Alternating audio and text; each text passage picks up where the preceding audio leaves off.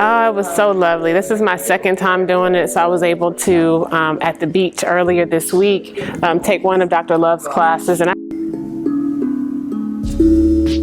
had a lot of tension in my neck, and so I realized afterwards that the tension was gone and I didn't have to crack my neck as much. So I was excited to come back today, and I feel even looser. So I'm excited about sharing this dance with other people in South Florida. So look out. Yeah, I can see us doing this in parks and recreation centers, and everybody from children to grandmothers doing it.